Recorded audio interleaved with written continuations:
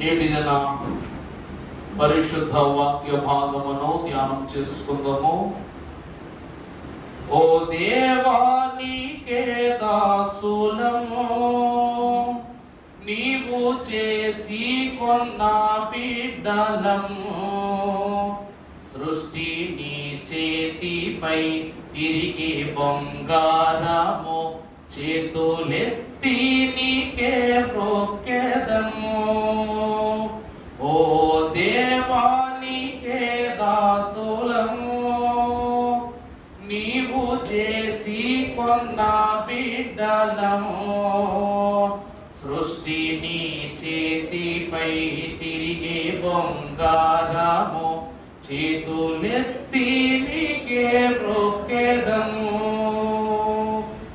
ఆది మానవుని పొరపాటు చే సృష్టి పతనం వయ్యే పాపము. ఆది మానవుని పొరపాటు చే సృష్టి పతనం వయ్యే పాపము. పాప విముక్తికి నీ ప్రియ పుత్రుని ప్రేమతో పంపితివి నాకై. పాప విముక్తికి నీ ప్రియ పుత్రుని ప్రేమతో పంపితివి నాకై. ఓ దేవా నీకే దాసులము, నీవు చేసి కొన్న బిడ్డలము. ఓ దేవా నీకే దాసులము. ప్రభువునందు దేవుని ప్రియ సంఘమైన వారలారా, దేవుని యొక్క వాక్యమును ఈ దిన క్రమపాఠముగా ధ్యానం చేసుకుందాం. పరిశుద్ధ గ్రంథములో నుండి అపోస్తలుడైన పౌలు భక్తుడు గలతీయ సంఘమునకు రాసిన పత్రిక పాఠము 6వ అధ్యాయము 14వ వచనము చదువుకుందాము. అయితే మన ప్రభు అయిన యేసుక్రీస్తు సిలువ యందు తప్ప మరి దేని యందును అతిశయించుట నాకు దూరమవును గాక. చాలండి, చిన్న ప్రార్థన చేసుకుందాం.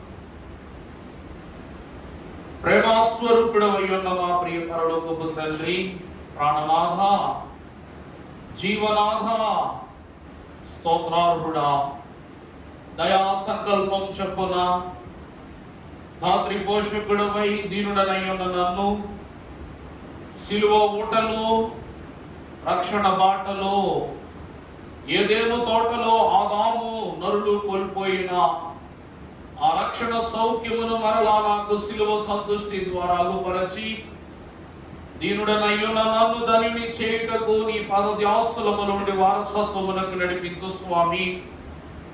ఈ దినమున మేము ఏ సంగతుల ద్వారా నీ హృదయ యోచనలో భాగస్వాములుగా నిలిచి ఉండవలెనో మీరు మాకు సిలువ వాక్యము ద్వారా సమృద్ధిగా సమిష్టిగా బోధింపజేసి సిలువ దృష్టి చేత, సిలువ వృద్ధి చేత, సిలువ నివృత్తి చేత మాలో ఉన్న లోక తలంపులను పరిపూర్ణముగా ప్రక్షాళన చేసి మహిమ కిరణమై ఉన్న పునరుద్ధాన ఫల భాగ్యములను మాకు అనుగ్రహించుమని సిలువ అతిశయము ద్వారా గర్వించదగ్గ పరలోక పౌరునిగా మమ్మలను స్వీకరించిన యేసు నామమున మిక్కిలి వినయముగా బ్రతిమలాడి వేడుకొనుచున్న మా ప్రియ పరలోకపు తండ్రి, ఆమేన్.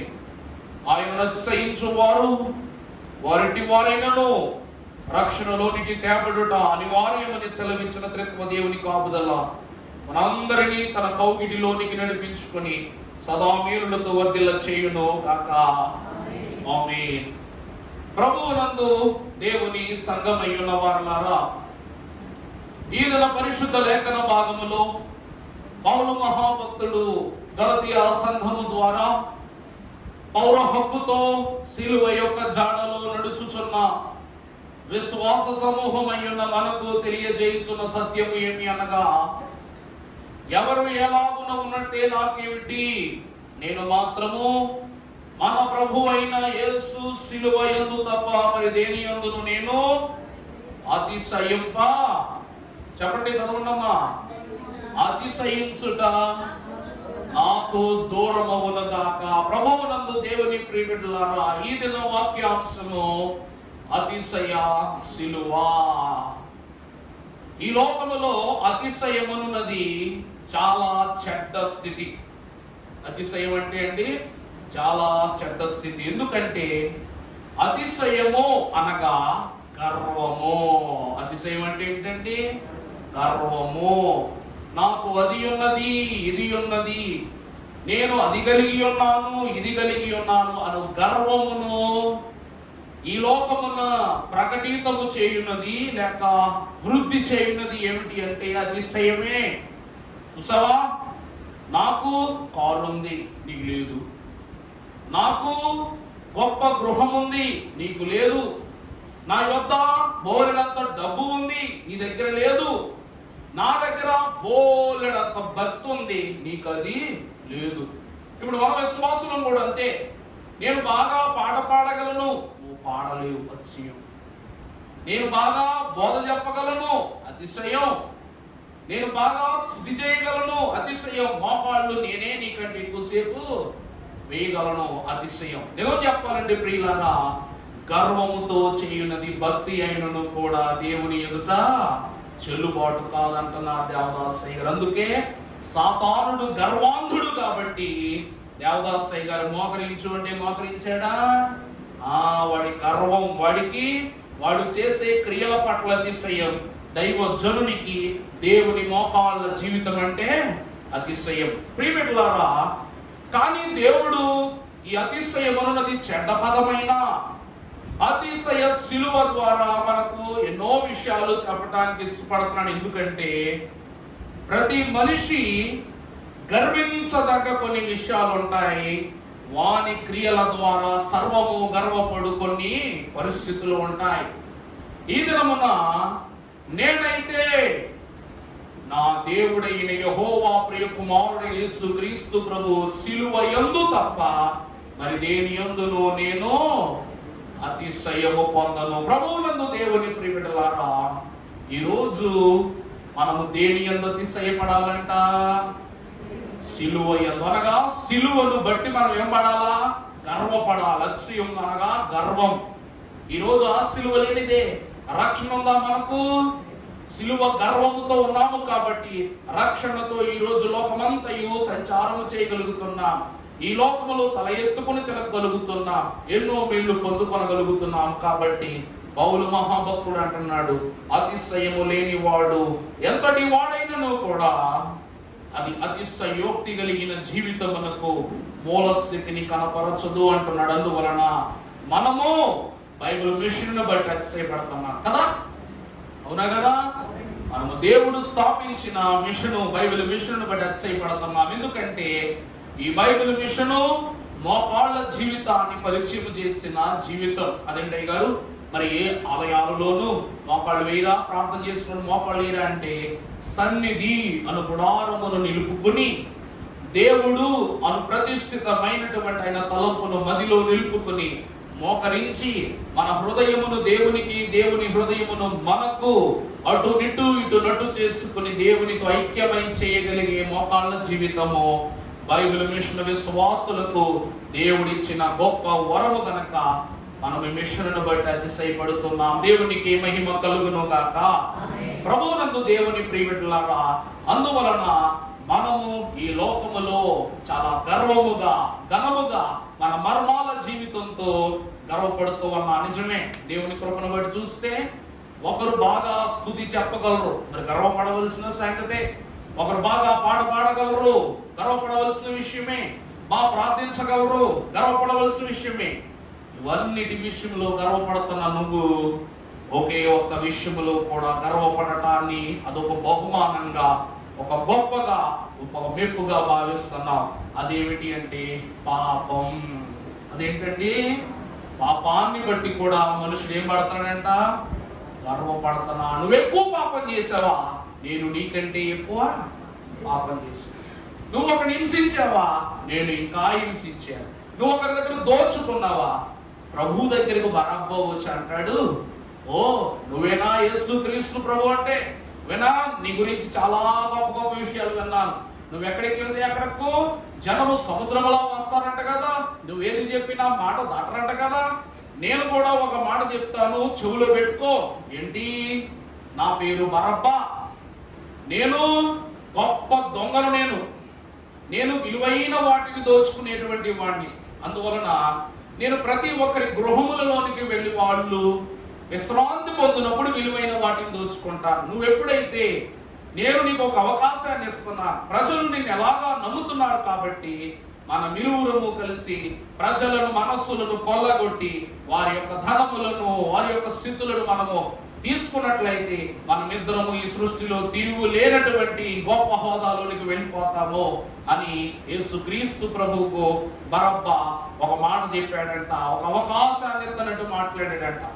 అప్పుడు యేసుక్రీస్తు ప్రభు అంటారు, బరబ్బా, నేను నీ కోసము మరణమైనా పొందుకుంటాను గాని నేను నీతో చేతులు కలపను అన్నారు. ప్రభు బరబ్బాకు మాట ఇచ్చారు. ఏమిటి?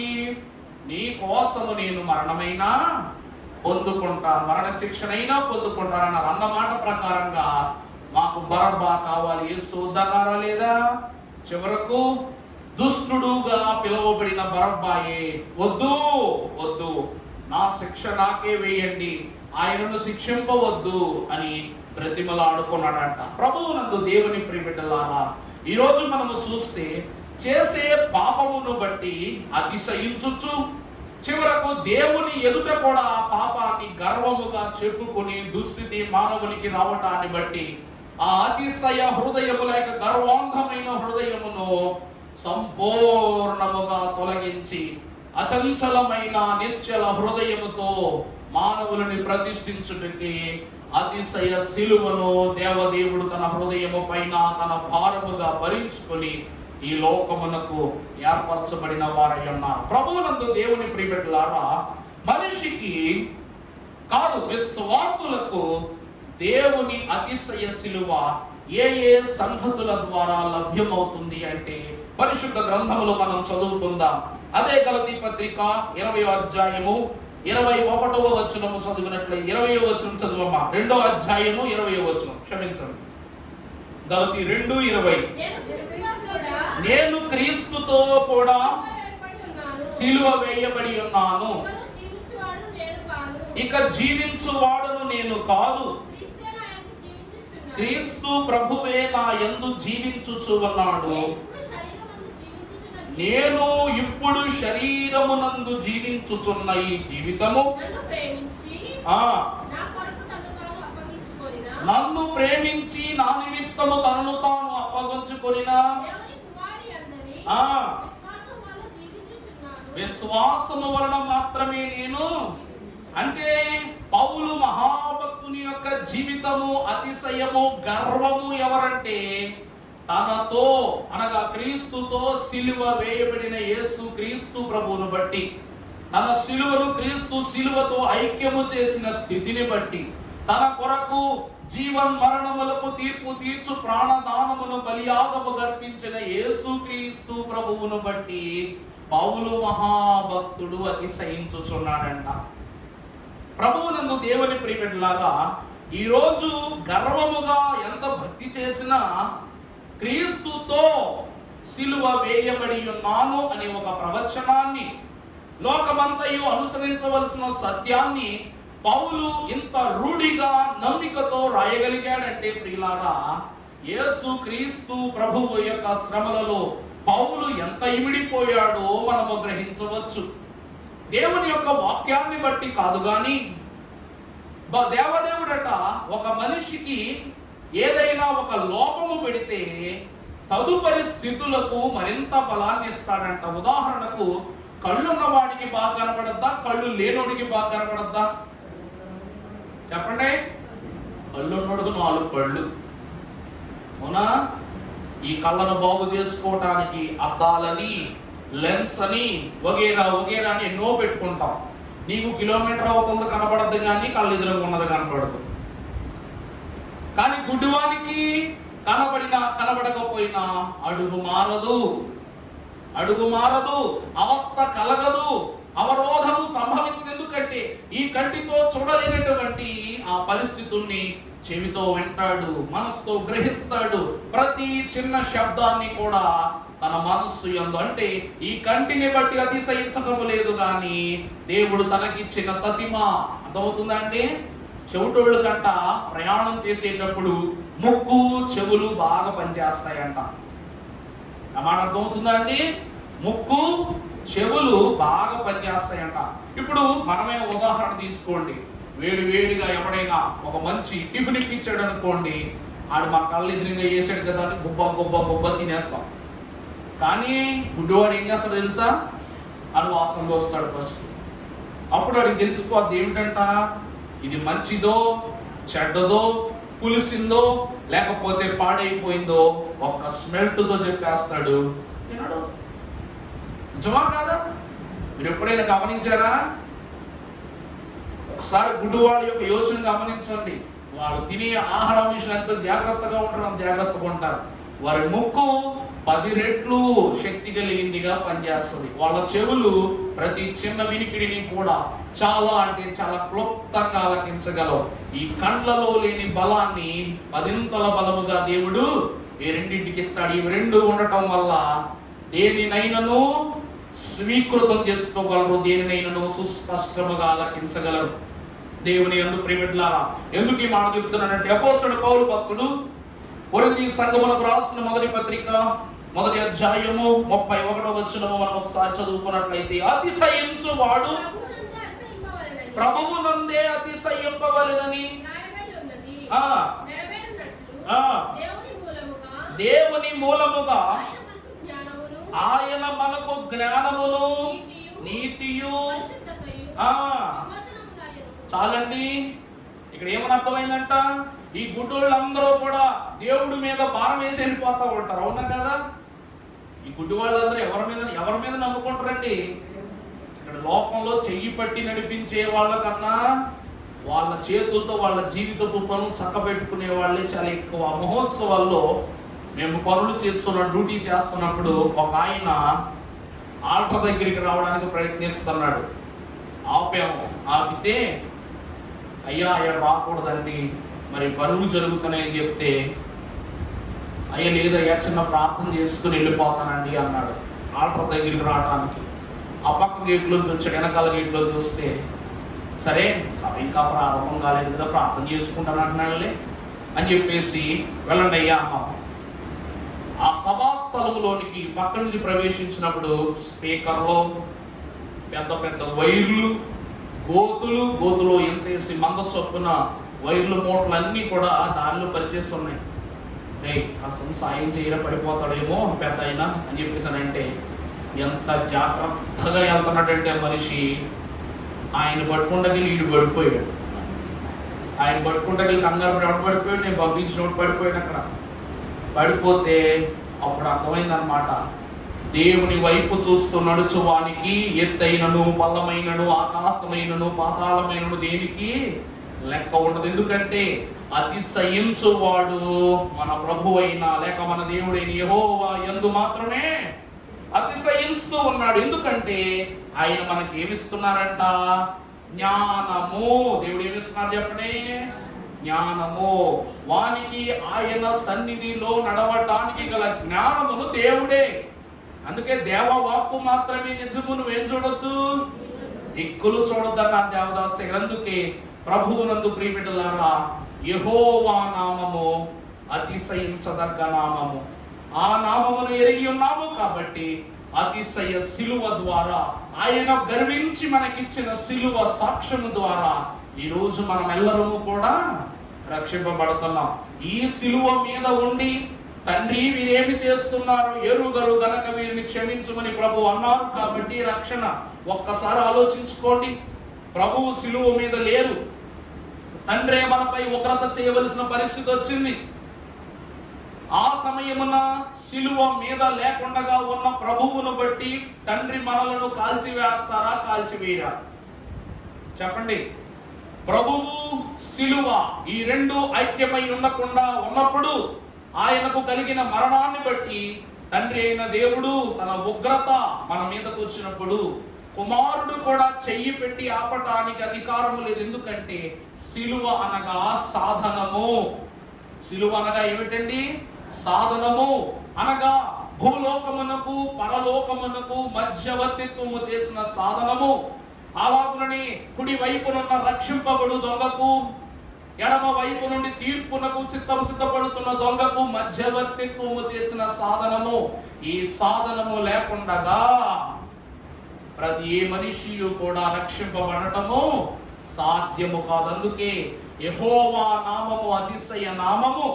అందుకే అయ్యగారు రాశారు, శ్రీ యేసు నామం అతిశయ నామం, పరిశుద్ధ పరమ నామము, పరిశుద్ధ పరమ నామము, పాపములను పరిమార్చిన నామము, పావన్య పుణ్య నామము, పాపములను పరిమార్చిన నామం, పావన పుణ్య నామము. చాలండి. ఈ నామము ఏ నామమంట? పాపములను మన యొద్ద నుండి పరిమార్చి వేసే నామమంట. పుణ్యమునిచ్చే పుణ్యము గల నామమట. శ్రమలో శాంతిని సమకూర్చు నామము, శాంతికరమైన నామము. మృత్యువు బాపి ముక్తిని ఒసగిన శుభకర శ్రీనామ. అంతటి దేవకుమారుడు ఒక సాధనముపై ఉండి తండ్రికి పెట్టిన మొర ద్వారా, చూడండి, తండ్రి పేరు బట్టి అతిశయించాం. ఎప్పుడు ఆయన రక్షకుని పంపించారో క్రీస్తు నామాన్ని బట్టి అతిశయిస్తున్నాం. అందుకే యేసు నామమున వేడుకొనుచున్నాం అనకుండగా ఓ ప్రార్థన పూర్తి చేయి చూస్తాను అవదు. ఆయన నామము అతిశయించిన వారికే తండ్రి మొర వింటాడు. అలాగుననే సిలువ కాలములో సిలువ అతిశయము లేకుండగా యేసు నామము చెల్లదు. సిలువ నామమును అతిశయించకుండగా తండ్రి యొద్దకు నీ విజ్ఞాపన లేక పాప భారము తొలగి పోదు. అందుకే నేను అతిశయించుచున్నా. దేని యందు? నా దేవుని యందు, ఆయన కుమారుని యందు, ఆయన ఏర్పరచిన సిలువ యందు నేనేమవుతున్నాను? అతిశయిస్తున్నాను. అతిశయించుట ద్వారా దేవుని యొక్క పేరును పొందుకుంటా.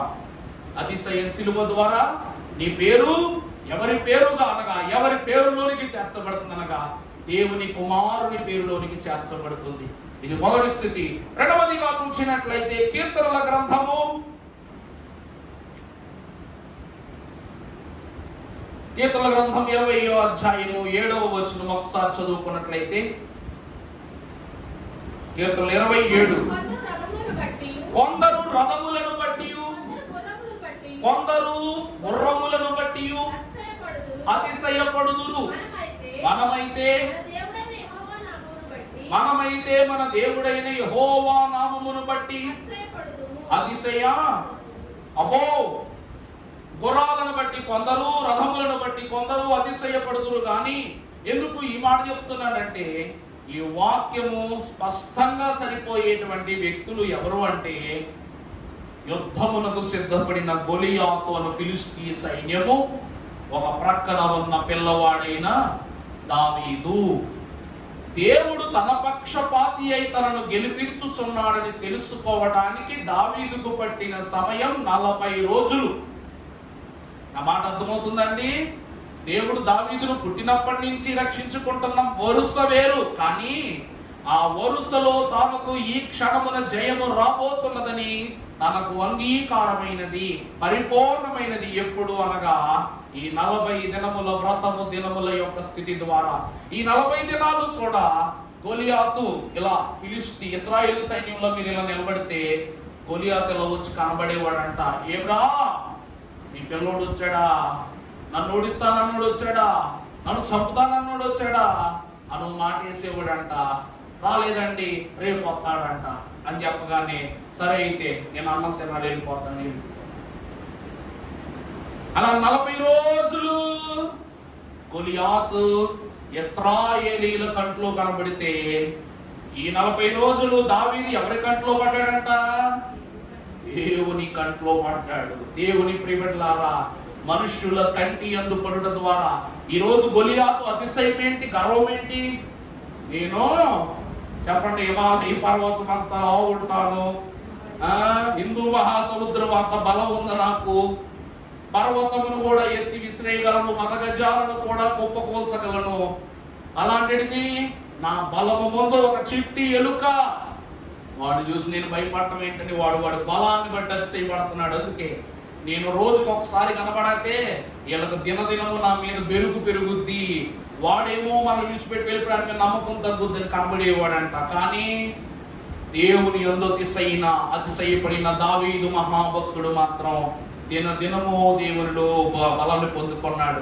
అందుకే కీర్తనకారుడు అంటాడు, పరిశుద్ధ గ్రంథంలో చూస్తే 34వ దావీదు కీర్తన 2వ వచనం కూడా చదవమ్మా. యెహోవాను బట్టి నేను అతిశయించుచున్నాను, అమ్మా దీనులు దానిని విని సంతోషించెదరు. ఏమని రాస్తుంది?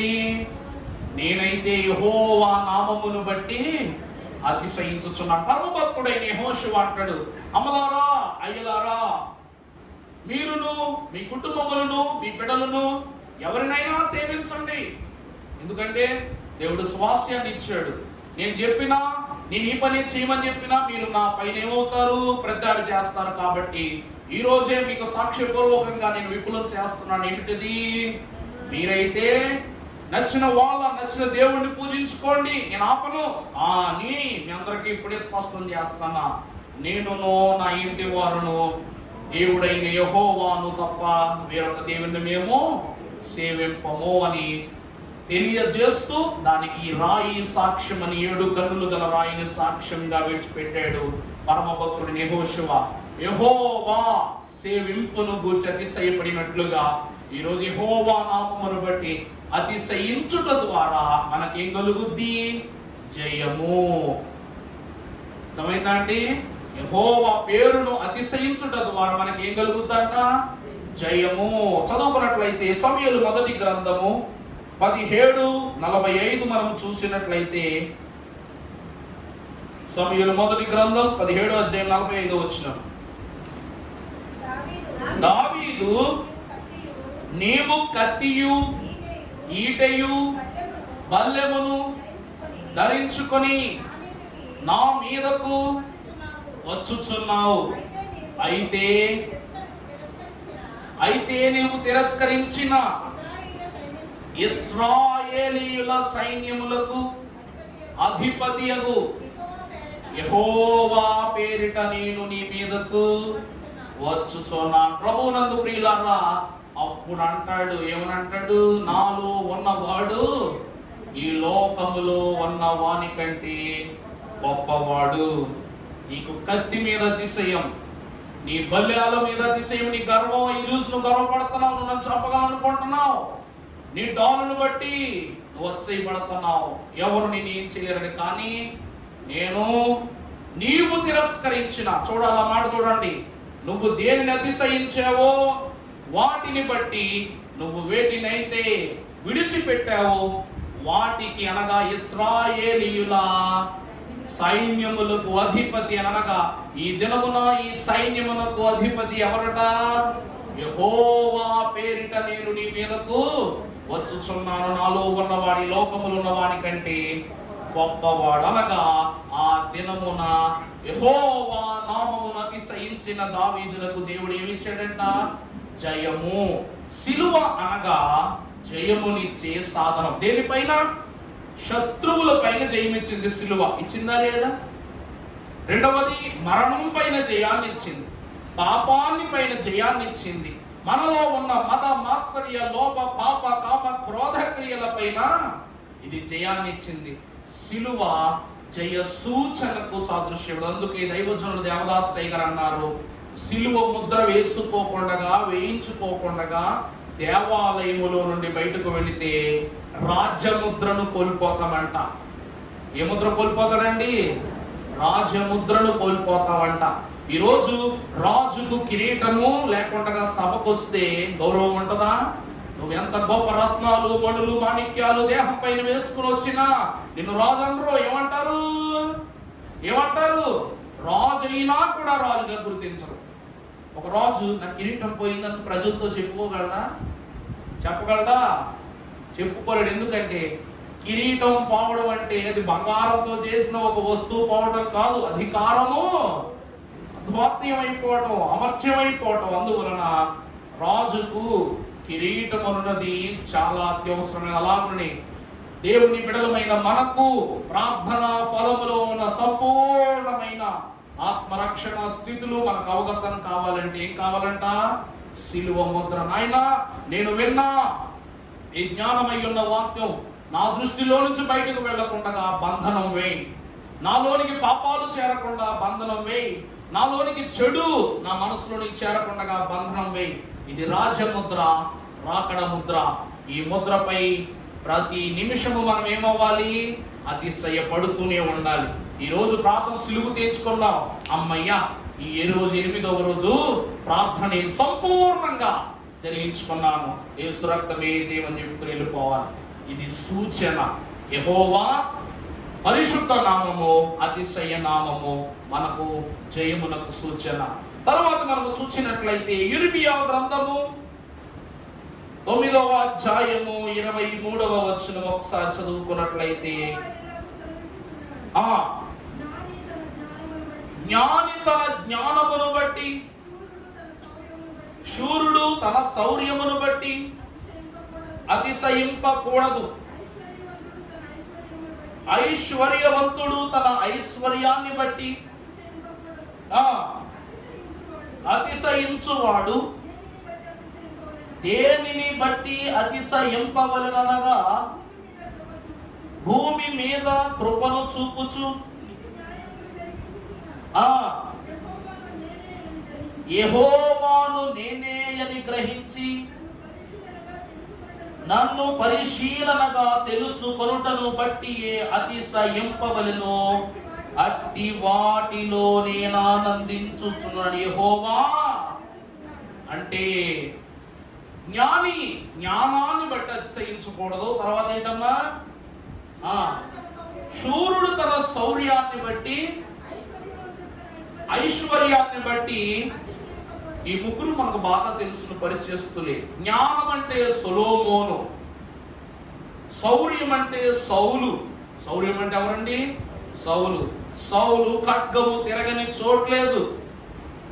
తన మీద దేవుడిచ్చిన బలాన్ని బట్టి అందరినీ చేయించేస్తుంటే దేవుడు ఏమన్నాడులే, పట్టించుకోలే అంటూ తన దృష్టి మార్చుకున్నాడు, చెడులోనికి వెళ్ళిపోయాడు. చివరికి ఎంత దౌర్భాగ్యం అంటే దేవుని ప్రవక్త యొక్క యోచనలు, సమూయేలు సారథ్యములో నడవలసిన ఇతడు దేవుడు విసర్జించగానే కర్ణపిశాచి కాళ్ళు పట్టుకోవాల్సి వచ్చింది. వెళ్ళి సమూయేలు ఆత్మను నాకు రప్పించి ఇవ్వు, నేను సమూయేలుతో మాట్లాడాలని చెప్తే కర్ణపిశాచి దగ్గరికి వెళ్ళి ప్రాణం వెళ్ళినప్పుడు ఆ కర్ణపిశాచి సమూయేలు ఆత్మను పిలవగానే సమూయేలు అంటాడు, దేవుడు నిన్ను ఏం చేశాడు? విడిచిపెట్టేశాడు, విసర్జించేశాడు నిన్ను. ఎందుకంటే నువ్వు దేవుని అతిశయాన్ని కోల్పోయావు. దేవుడిచ్చిన మేలును నువ్వు అతిశయించడం మానేసావు, లోకం వైపు వెళ్ళిపోయావు. కాబట్టి నువ్వు నీ శౌర్యాన్ని, నేనే గొప్పవాడిని, నేను గొప్ప రాజును, నేను శౌర్యవంతుడు అనుకున్నావు. ఈ రోజు ఆ శౌర్యమే నీకు అసౌకర్యాన్ని తెచ్చి పెడుతుందని చెప్పేసి అంటాడు సమూయేలు. ఇక జ్ఞానం అంటే ఎంత జ్ఞానం ఉండే లాభం? సొలొమోనుకు అన్నీ సంపాదించుకున్నాడు కానీ దేవునిని సంపాదించుకొనలేకపోయాడు. అవునా కదా? సొలొమోనుకు స్వర్గ సౌఖ్యం లేదంట. సొలొమోనుకి ఏం లేదంటండి? దేవుని స్వర్గ సౌఖ్యము లేదట. భూమి మీద పుష్టాన్నమైనటువంటి స్థితిని అనుభవించిన ఈ సొలొమోను పరలోకములో ఉన్న సౌఖ్యాన్ని కోరుకొనలేకపోవటాన్ని బట్టి తన జ్ఞానము అడవి పువ్వునకు కూడా సమానము కాని అనదని యేసుక్రీస్తు ప్రభు ఉపమానములు బోధించడం మనము చాలా జాగ్రత్తగా గమనించాం. ఇక చివరిగా ఐశ్వర్యవంతుడు. ఈ లోపల ఐశ్వర్యవంతుడు ఎవరు చెప్పండి? వాక్యములో ఐశ్వర్యవంతుడు ఎవరు చెప్పండి? అవండి మా యోబు భక్తుడు కదా, అవండి భలే చెప్పారు.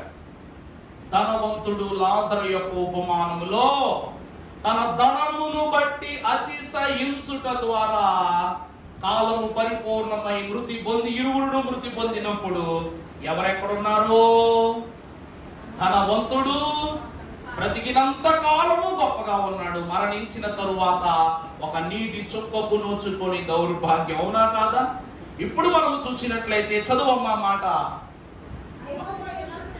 యెహోవా ఇలాగున సెలవిచ్చుచున్నాడు, కార్యములు బట్టి ఐశ్వర్యవంతుడు అతిశయించువాడు దేనిని బట్టి భూమి మీద కృప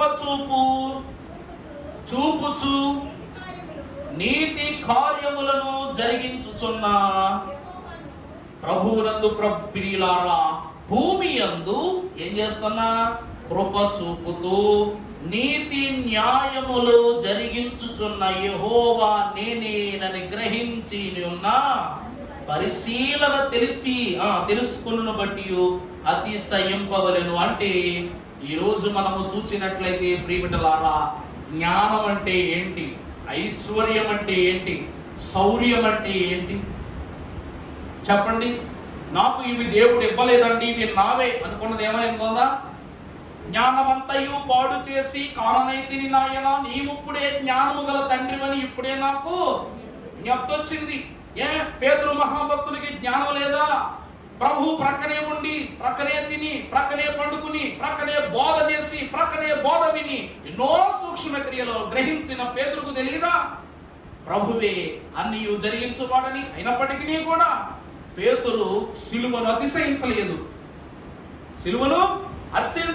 నేను సిలువెత్తుకుంటానని చెప్పిన మాట విషయమే తన అతిశయపడలేదు. కాబట్టి దేవుడు తన విషయమై ముగ్గురుని సిద్ధపరచి, పసి బిడ్డను సిద్ధపరిచాడు, కోడిని సిద్ధపరిచాడు, గుంపును సిద్ధపరిచాడు.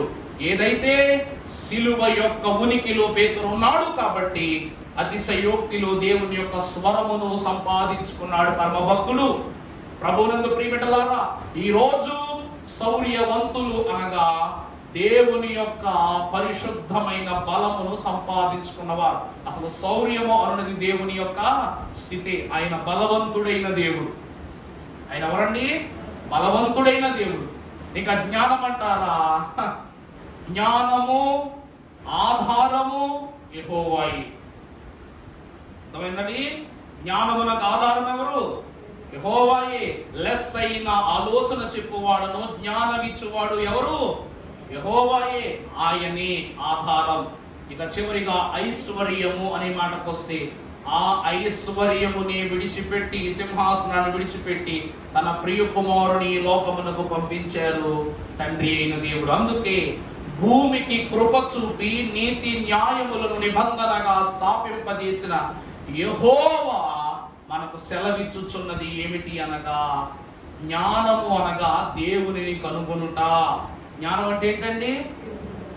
ప్రారంభంలో చెప్పా, సిలువను గూర్చిన వార్త నశించుచున్న వారికి వెర్రితనము కానీ రక్షింపబడిన వారికి దేవుని శక్తి. శక్తి అంటే ఏమిటండి?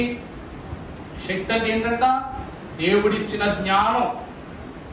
శక్తి అంటే ఏంటండి? గ్రహింపు లేకపోవడం. సిలువను గూర్చిన నశించుచున్న వారి వెర్రితనం అంటే ఎవరంటే వాళ్ళు గ్రహింపు లేని వాళ్ళు.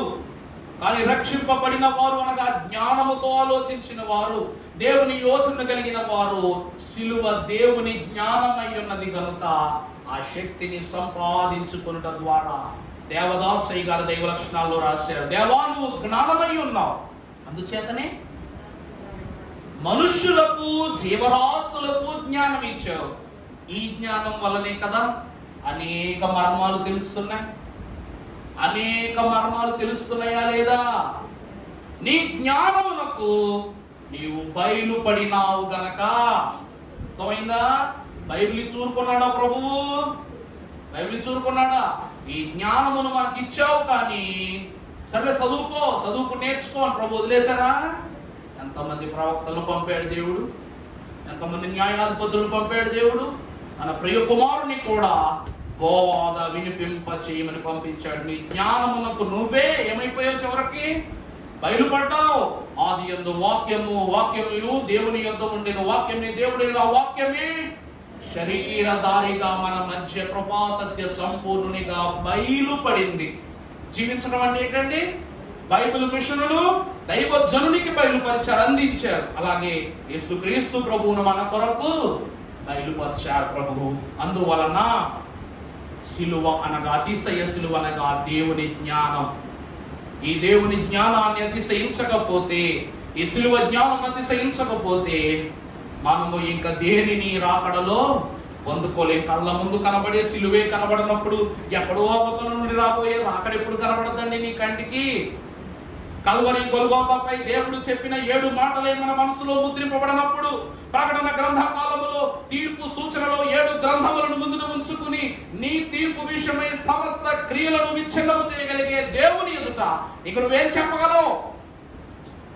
అందుకే దైవజనులు ఎప్పుడూ ఒక మాట అంటారు, పాపము ప్రార్థన చేయనివ్వదు, ప్రార్థన పాపము చేయనివ్వదు. ఈ మాట గుర్తు పెట్టుకున్నవాడు దేవునిని అతిశయించుట తప్ప వేరొక పని పెట్టుకోడంట. ఒప్పుకుంటారా? ఒప్పుకోరా? ఒప్పుకున్న వాడికి మహిమ కలుగును గాక. ఆమేన్. ప్రభువునందు ప్రియబిడ్డలారా, అతిశయము, అతిశయ సిలువ ద్వారా మనకేం కలుగుతుందంట? విమోచన. ఆ వచనం కంప్లీట్ చేయండి కొంచెం నాకు. 24వ వచనం.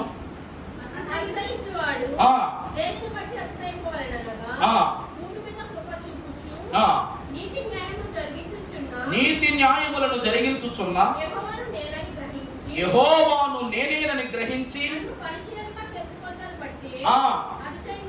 అర్థమైందండి? ఆ యెహోవాను నేనేనని గ్రహించటం, నీ జ్ఞానం ఎందుకు ఉపయోగపడాలి? సమస్తము దేవుని సృష్టి అయి ఉన్నదని గ్రహించటం, ఆ జ్ఞానము మనకుంటేనే వారు విమోచనకు పాత్రులు అవుతారు. అందుకే ఈ కీర్తన నాకే నాకే అనుకోమని ప్రభు ఎప్పుడూ చెప్తారు అయ్యగారి ద్వారా. ఎప్పుడైతే దేవుడిచ్చేది ఏదైనా, నాకేది శ్రమైనా కానివ్వు, శోధనైనా కానివ్వు, దేవుడిస్తున్నాడంటే అది ఖచ్చితంగా ముల్లైనా ఏదైనా కూడా ఈ రోజు ముల్లైనది రేపొద్దున మలుపులోనికి తీసుకువెళ్తుంది. ఈ రోజు గొయ్యి అయితే రేపొద్దున సింహాసనం దాకా తీసుకెళ్తుంది. యోసేపును గోతులో తోసినప్పుడు దేవుడు చూడట్లేదా? చెరసాల్లో వేసినప్పుడు దేవుడు చూడలేదా? అన్ని చూసిన దేవునికి తెలుసు, మొదట నుయ్యి ఉన్నా గొయ్యి ఉన్నా అంతిమముగా నీకు ఉన్నది మాత్రము సింహాసనమే అని దేవుడు చెప్తూ ఉన్నాడు. ఇది జ్ఞానము వలన కలిగే గొప్ప మర్మం, అతిశయం. తర్వాత వచ్చినట్లయితే కొలసీయులకు రాసిన పత్రిక 1వ అధ్యాయం 13వ వచనం చదువునానా. కొలసీ 1:13. ఆయన మనలను అంధకార సంబంధమైన విడుదల చేసి తాను ప్రేమించిన తన కుమారుని యొక్క రాజ్య నివాసులనుగా మనలను. ప్రభువునందు దేవుని ప్రియబిడ్డలారా, తాను ప్రేమించిన తన కుమారుని రాజ్యమునకు మనలను నివాసులనుగా చేసిననగా అతిశయ సిలువ మనకి ఏమిస్తుందంటే, క్రీస్తు ఏ స్థలమునందు ఉంటారో మనలను కూడా ఆ స్థలములోనే ఉంచుతారట. అందుకే ప్రభు అంటారు, పేతురు, యోహాను, యాకోబు, గాబరా పడకండి అబ్బాయి, నేను వెళ్తున్నాను. ఎందుకు వెళ్తున్నాను? నేను స్థలం సిద్ధపరచడానికి వెళ్తున్నాను. నా తండ్రి ఏంట అనేక నివాసాలు గలవు. నువ్వు వెళ్తున్న అక్కడికి, నేను మరలా వస్తాను, మిమ్మల్ని అందరినీ తీసుకుని వెళ్తా. ఈ దీవెన ఎవరికంటే తన కుమారుని ప్రేమించు వారికి దేవుడిచ్చే స్థితి. యేసుక్రీస్తు ప్రభువును ప్రేమించడం అంటే రొట్టెను ద్రాక్షరసమును ప్రేమించడం కాదు. ఈరోజు మన పిల్లలు ఉన్నారు, మన బిడ్డలు ఉన్నారు. మన బిడ్డలైన వారికి డబ్బులు ఇస్తే సరిపోద్దా? స్కూల్ ఫీజు కడితే సరిపోద్దా? వాళ్ళు అడిగిన బట్టలు కొనిస్తే సరిపోద్దా? ఇంక మనం ఏం చేయగలదా? చెప్పండి. తల్లిదండ్రులుగా నీ బాధ్యతలు ఏంటి అంటే ఏమని చెప్పాలి? స్కూల్ ఫీజు కట్టడమా, బస్ ఎక్కించడమా, బస్ దించడమా, ఇవి కాదు. బాధ్యత అనగా అది దించకూడని బరువు. బాధ్యత అంటే ఏంటండి? ఒకసారి భుజం మీద పెట్టుకున్న తర్వాత ఇక దించడానికి వీలు లేదు. ఏది అయినను, ఎప్పుడైనను, ఎక్కడైనను, ఎలాంటిదైనను కూడా జరిగించుకొని వెళ్ళుటయే బిడ్డల పట్ల కలిగిన బాధ్యత, ప్రేమ. అలాగనే యేసుక్రీస్తు ప్రభువును, దేవుని ప్రియ కుమారుని మన భుజముల మీద పెట్టుకుని ఆయన భుజాల పైన రాజ్యభారం ఉంటే మన భుజాల పైన ఆయన రక్షణ భారం ఉంది. మన భుజాల పైన ఏ భారం ఉందండి? ఆయన రక్షణను ఎక్కడ నుండి అక్కడ దాకా తీసుకువెళ్ళే బాధ్యత మనకు ఉంది. కాబట్టి ఈ అతిశయ శిలువ ద్వారా దేవుడు మనకు ఈ రక్షణ ద్వారా తన రాజ్యములో తన కుమారుడు నివసించు స్థలములో మనకి ఏమిస్తున్నారంట? నివాసము చేయు హక్కుని ఇస్తూ ఉన్నాడు. అతిశయ శిలువ రాజ్యవారసత్వాన్ని ఇస్తూ ఉంది. తర్వాత మనము చూస్తే ఎఫెసీ పత్రిక 1:7 దేవుని కృపా మహదైశ్వర్యమును బట్టి ఆయన రక్తము వలన మనకు విమోచనం అనగా మనకు కలిగి ఉన్నది. ప్రభువునందు ప్రియులారా, ఇక మనము చూస్తే అతిశయ శిలువ మన పాపాన్ని కావాలనుకుంది. అతిశయ ఏం కావాలనుకుందంటండి?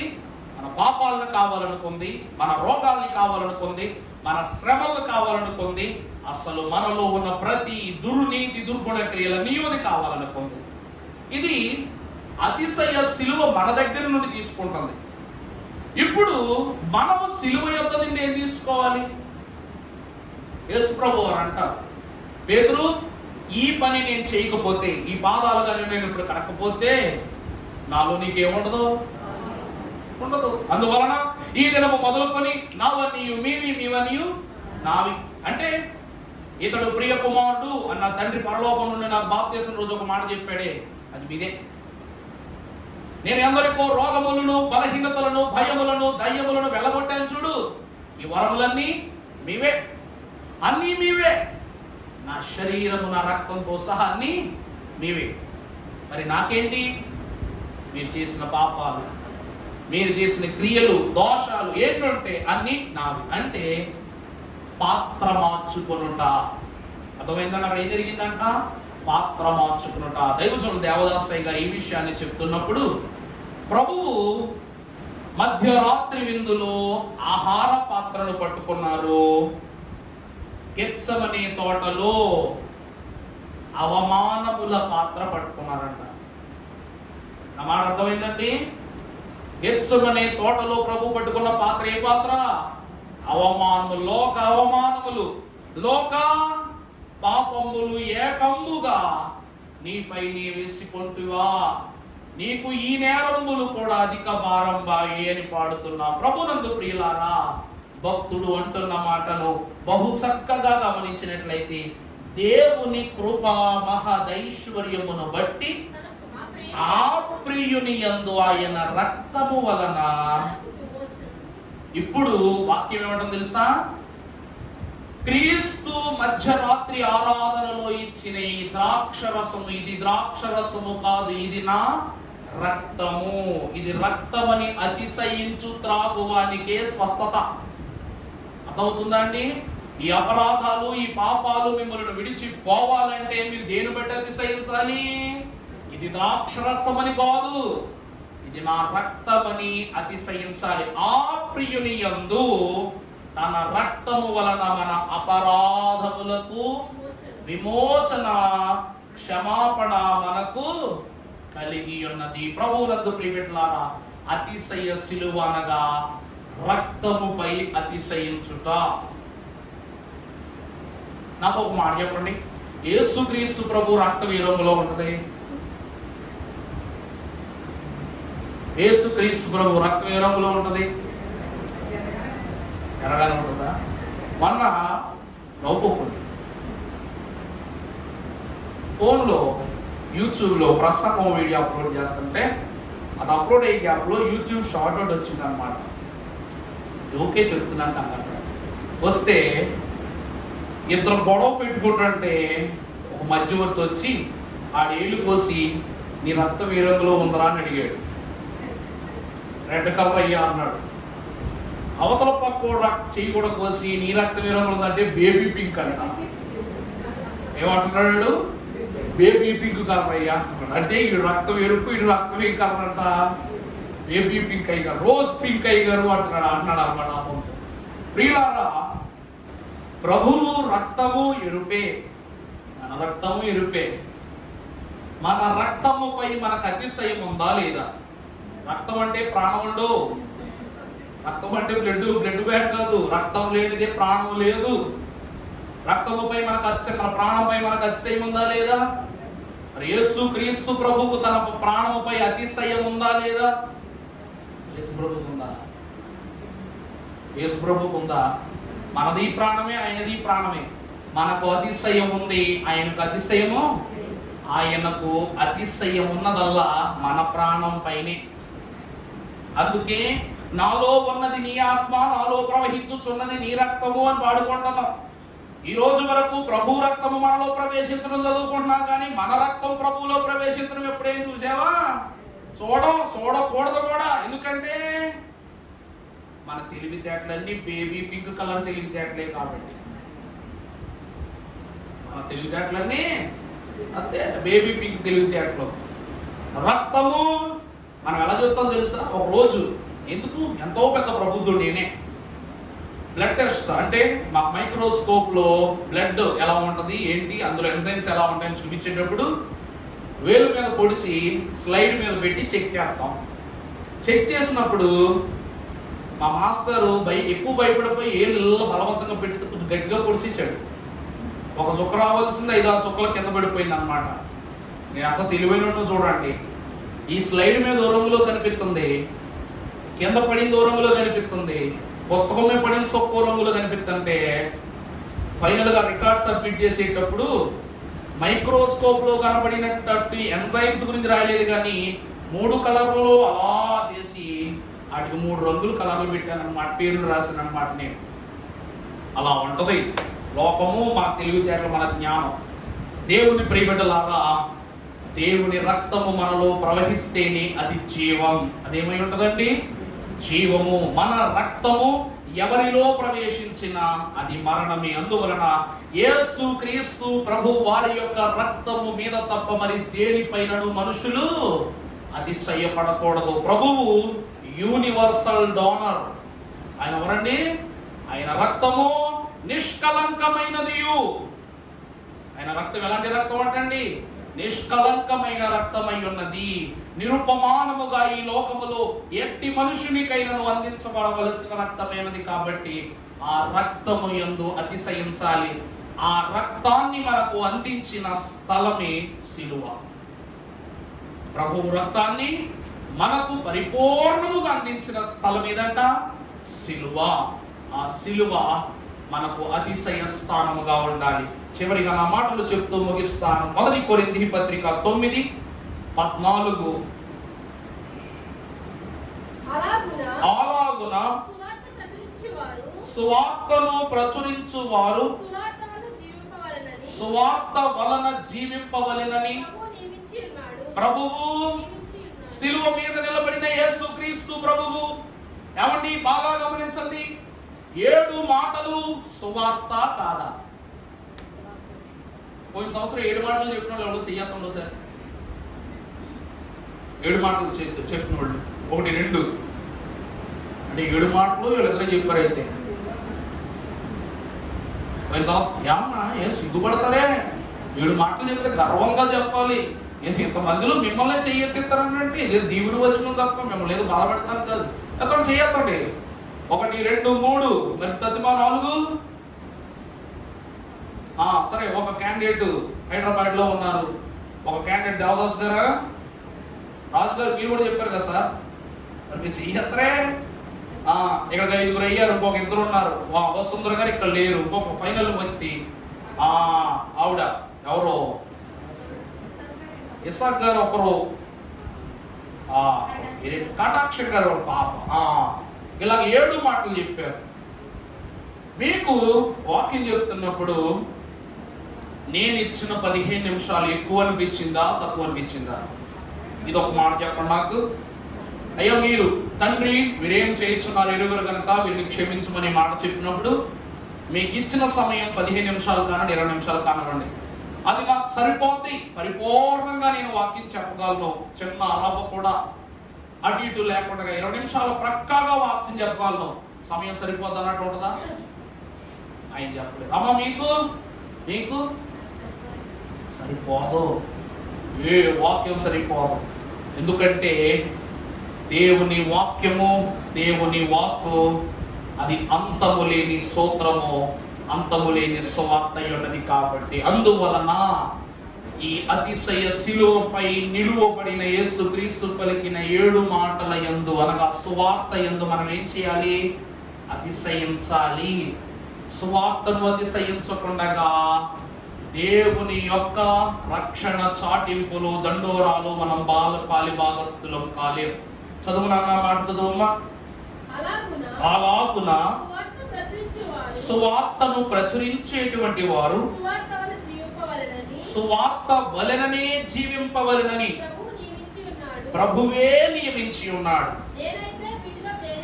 నేనైతే వీటిలో దేనినైనను దొరికేసాం. ఏమిటి చెప్పడం అయితే 7 మాటలు చెప్పాము, కానీ నాకు సమయం సరిపోలా, వినియోగించుకోలేకపోయా.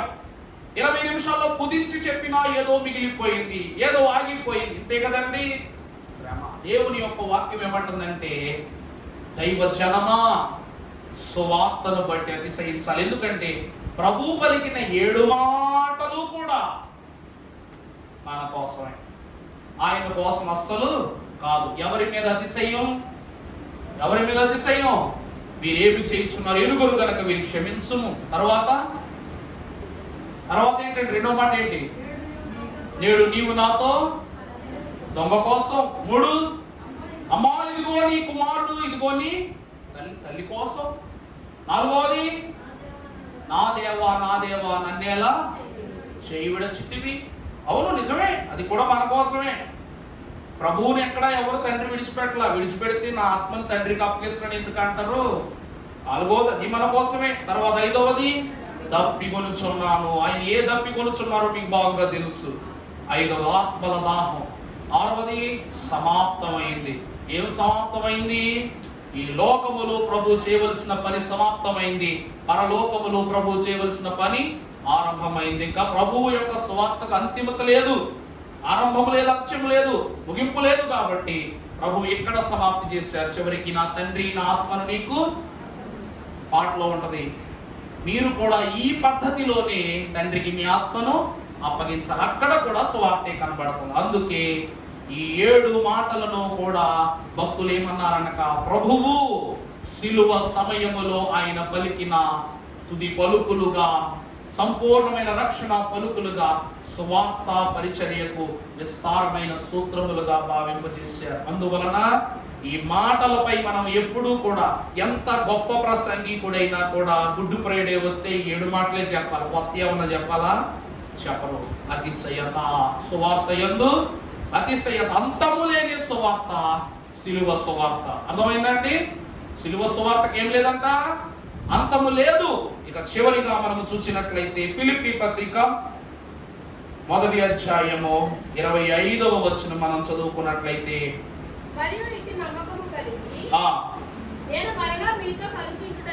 నేను మరలా మీతో కలిసి ఉండుట చేత నన్ను గూర్చి క్రీస్తు యేసునందు మీరు విశ్వాసమునందు నేను జీవించి మీ అందరితో కూడా. చాలండి. ప్రభువునందు ప్రియబిడ్డలారా, అతిశయ శిలువ ద్వారా దేవుడు ముగింపులో మనకిస్తున్నది ఏమిటంటే దీవెన. ఏమిస్తున్నారంటండి? దీవెన. అక్కడ ఏ వాక్యములో భక్తుడు అంటున్నాడు, మరియు ఇట్టి నమ్మకము కలిగి నేను మరలా మీతో కలిసి ఉండుట చేత నన్ను గూర్చి క్రీస్తు యేసునందు మీకున్న అతిశయము అధికమగునట్లు మీరు విశ్వాసమునందు అభివృద్ధియు ఆనందము పొందు నిమిత్తం. చూసారా, ఇవన్నీ దీవెనలా కాదా? మన విశ్వాసము ద్వారా మనకు క్షేమము, వృద్ధి, సమృద్ధిని ప్రభువిస్తున్నాడు. అందుకే దైవజనులు అన్నారు, అక్కడను పైనెక్కడను ఒక కుటుంబమే యగును, లెక్క మట్టుకు అవి 2 కుటుంబాలే కావచ్చును, కానీ లెక్కకు అవి ఒక్కటియే యగును, ఆ ఒక్కటియే మంద యగును, ఆ ఒక్కటియే సంఘమగును అన్నారు. అందుకే సంఘము ఆత్మతో చెప్పుచున్న మాట చెవిగలిగిన వాడు వినుగాక అన్నారు. అనగా అతిశయ సిలువ మనకేమిస్తుంది? దీవెన ఇస్తూ ఉంది. నువ్వెక్కడున్నా, ఎప్పుడైనా, ఎలాగైనా దేవుడు నీకు దీవెనిస్తాడు. అందుకే సిలువయ్య నీకు ఇక్కడి గద్దే. ఆ సిలువయ్య దానిపైనుండు. దానిపైనుండు అంటే ఎక్కడ ఉంటుంది? ఎక్కడ ఉంటుందండి సిలువ? ఒక సిలువ ఇక్కడ భూమి పైన, మరొక సిలువ మన నుదుటి పైన లేక మన హృదయము పైన. సిలువలు ఈ రెండు నిన్ను ఎక్కడికి తీసుకెళ్తాయి? పై గద్దెకు తీసుకెళ్తాయి. ఎప్పటికీ శరణం పాడతారా పోనీ? సిలువయే నాకి కాడా గద్దెన సిలువయే బాని పైనుండు. సిలువలు రెండు నిన్ను పై గద్దెకు, సిలువలు రెండు నిన్ను పై గద్దెకు సిద్ధము చేయును. యుద్ధ సమాప్తికి చేయును. యుద్ధ సమాప్తికి మనోవిచారము కూడదు నీకు. మహిమతలము పొలే కావలెను.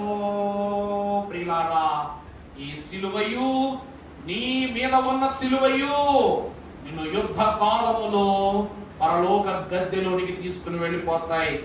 అందుకే సిలువయే మార్గము, సిలువయే స్వర్గమునకు నిచ్చెన అని అంటున్నారు పరమ భక్తులైన వారు.